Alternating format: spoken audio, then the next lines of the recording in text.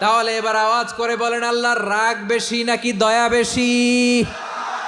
আল্লাহ তুমি দয়ার সাগর, রহমানুর রহিম, তোমার দয়ায় পূর্ণ আমার সারা নিশিদিন। সবাই পড়েন, আল্লাহ তুমি দয়ার সাগর, রহমানুর রহিম, তোমার দয়ায় পূর্ণ আমার সারা নিশিদিন। আল্লাহু আকবার।